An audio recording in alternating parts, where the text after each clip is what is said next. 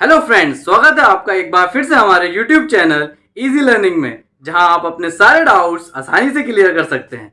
तो आज का जो हमारा टॉपिक है वो है न्यूटन लॉ ऑफ मोशन। तो चलिए शुरू करते हैं।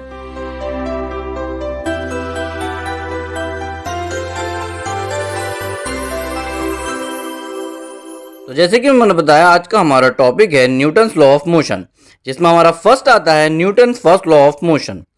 Every object will continue in a state of rest or with a constant speed in a straight line unless acted upon by an external force।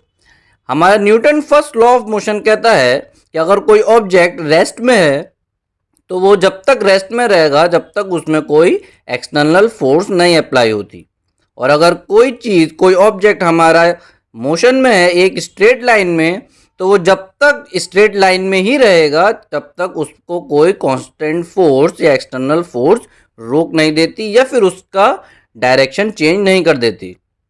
For example, मान लीजिए आपकी mummy ने आपसे कहा कि जा बेटे तरकारी लिया, सब्जी लिया, और आप जाना ही नहीं चाह रहे हैं, तो जब तक उनके थप्पड़ की एक्सटर्नल फोर्स आपके ऊपर नहीं लगेगी तब तक आप मूव नहीं करेंगे। सेम इसी तरीके से एग्जाम्पल आप समझ लीजिए। तो जॉक्स अपार्ट, फिलहाल तो कोई भी ऑब्जेक्ट जब तक रेस्ट में रहेगा जब तक उसके ऊपर कोई एक्सटर्नल फोर्स नहीं लगती, और वो मूव करता रहेगा एक स्ट्रेट लाइन में, रुकेगा नहीं जब तक उसके ऊपर कोई एक्सटर्नल फोर्स उसको रोक नहीं लेती। तो ये हमारा Newton first law of motion हुआ। अब बात करते हैं Newton second law of motion. When a net force acts on an object, the object accelerates in the direction of the net force। Newton second law of motion कहता है कि जब हम किसी ऑब्जेक्ट पे कोई फोर्स लगाते हैं तो वो ऑब्जेक्ट हमारी फोर्स की डायरेक्शन में ही एक्सेलरेट होता है।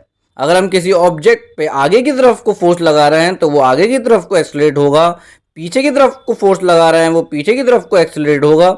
जिस डायरेक्शन में भी हमारी फोर्स लग रही है ऑब्जेक्ट उसी डायरेक्शन में हमारा एक्सेलरेट होगा।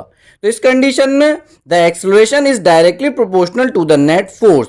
जो हमारा एक्सेलरेशन होता है ऑब्जेक्ट में वो नेट फोर्स के डायरेक्टली प्रोपोर्शनल होता है, and inversely proportional to the mass, और मास के इनवर्सली प्रोपोर्शनल होता है।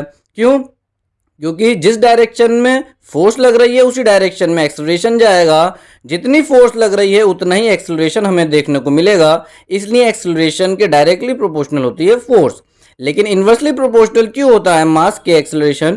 क्योंकि मास जो है हमारा ऑब्जेक्ट को मूव होने से रोकता है, इसलिए एक्सेलरेशन के वो इन्वर्सली प्रोपोर्शनल हुआ। तो हम लिख सकते हैं acceleration is directly proportional to F upon M, जहां से हमारा एक फॉर्मूला बनता है F is equal to M A, जहां से हम कैलकुलेट करके फोर्स निकाल सकते हैं, मास या एक्सेलरेशन कुछ भी निकाल सकते हैं। अब आती है हमारी यूनिट। तो हमारी जो फोर्स की यूनिट होती है वो होती है न्यूटन, जिसको एन से डिनोट करते हैं, या फिर केजी इंटू मीटर पर सेकेंड स्क्वायर। इसी तरीके से मास की जो हमारी यूनिट होती है वो केजी होती है, और एक्सेलरेशन की जो हमारी यूनिट होती है वो होती है मीटर पर सेकेंड स्क्वायर। अब आता है हमारा Newton third law of motion. क्या कहता है? Whenever one object exerts a force on a second object, the second object exerts an equal and opposite force on the first object। Newton third law of motion हमारा कहता है कि अगर हम किसी चीज़ के ऊपर फोर्स लगाते हैं तो वो चीज़ भी हमारे ऊपर इक्वल एंड अपोजिट फोर्स लगाती है। जस्ट लाइक अगर हम किसी चीज़ को हिट करते हैं या किसी को मारते हैं तो वो चीज़ भी हमारे ऊपर उतनी ही फोर्स जो होती है वो लगाती है अपोजिट डायरेक्शन में। चाहे कोई भी चीज़ हो, अगर हम उसको फोर्स दे रहे हैं, हम उसको धक्का दे रहे हैं या उसको मार रहे हैं, तो वो चीज़ भी हमारे ऊपर इक्वल एंड अपोजिट फोर्स लगाती है।